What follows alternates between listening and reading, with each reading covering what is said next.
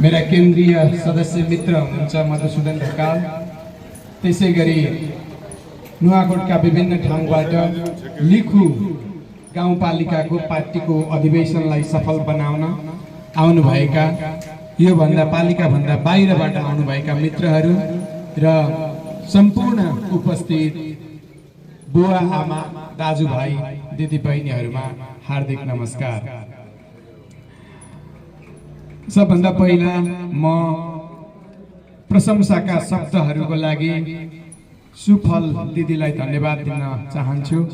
वास्तवमा मैले कहिले पनि राजनीतिमा कुनै पनि पदको उपलब्धिलाई त्यसैलाई उपलब्धिको रूपमा लिने गरेको छैन। कुनै पनि पद भनेको खासमा उपलब्धि होइन, त्यो त एउटा जिम्मेवारी मात्रै हो।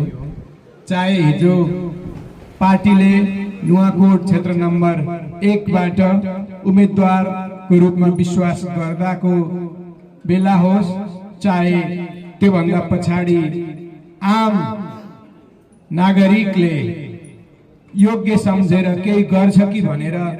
जिताएर पठाइसकेपछि सांसदको रूपमा जनप्रतिनिधिको रूपमा पठाइसक्दाको अनुभव होस्, अथवा पार्टीले विश्वास गरेर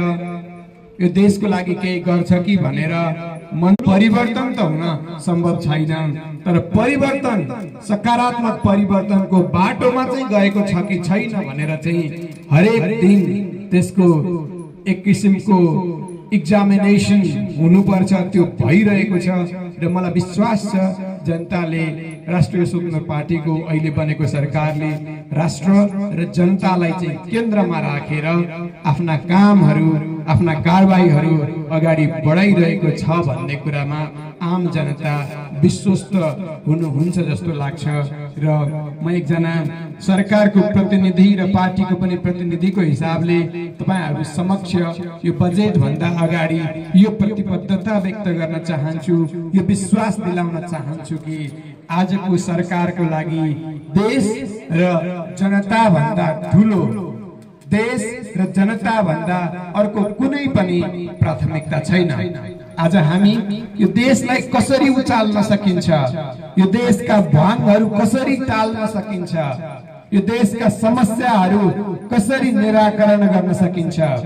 यो देशमा बस्ने आम नागरिकको मुहारमा कसरी मुस्कान ल्याउन सकिन्छ, कसरी भद्रगोलको स्थितिबाट यो देशलाई अगाडि बढाउन सकिन्छ, कसरी युवाहरूलाई यही देशमा पनि केही हुन्छ भन्ने विश्वास जगाउन सकिन्छ र नेपाल